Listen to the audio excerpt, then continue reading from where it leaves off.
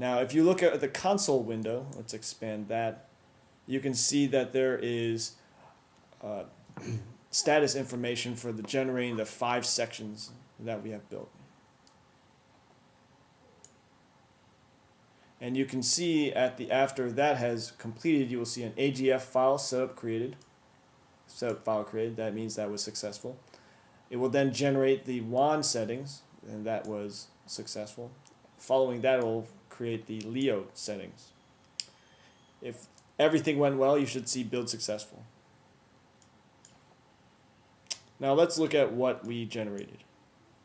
What you can see here is that we did generate a .agf file, a Leo setup file with a .leo extension, and a wand setup file with a .wand extension. Now that all that is completed, we're good to go. Let's go ahead and generate that mesh.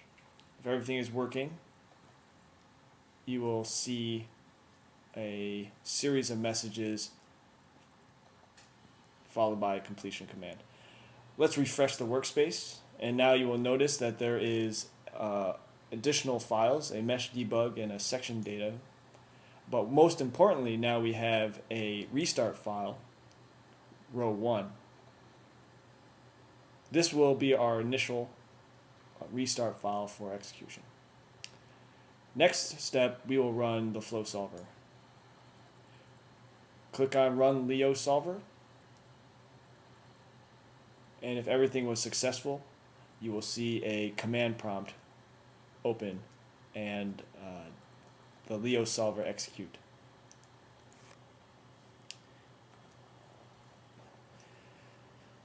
Now that the flow solver has completed, let's refresh the workspace again. As you can see, new files have been created. There is now additional convergence files and performance data files. Most importantly, the new .restart file does not exist, but that will exist if we complete the case. Now that you have completed a 3D single row, you have the ability to modify the case, change any of the parameters that you like, and rerun the case.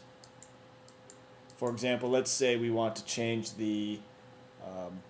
rotate the initial molecular weight to 35.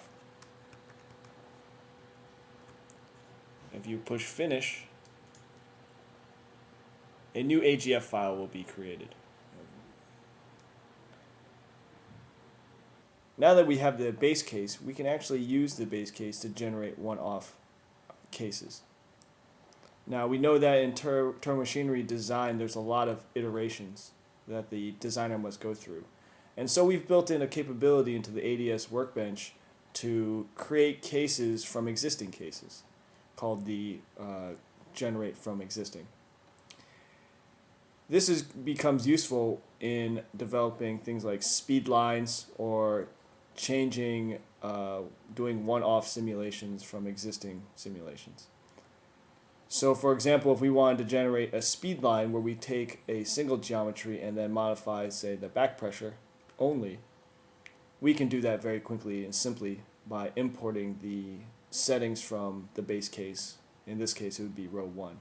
So let's start off by going into File and opening up the 3D single row steady case wizard. So let's give it a unique name that will be very descriptive in helping us define what kind of test case it is. So let's call it row 1 speed line number 1. Remember, this time we want to import the settings from an existing case, in this case our base case row 1, and let's put it under the same project that already exists. Now, as I said, we're only going to change the back pressure, so let's just go to the exit plane static pressure. Let's modify it to 50 in this case. Just click Finish, and you'll see a new directory has popped up, row 1 speedline 1. And here, the only difference between row 1 speedline 1 and row 1 is the back pressure that we changed earlier. Great. So from here, you can see how the Workbench, it provides you a very powerful tool for quickly generating many test cases.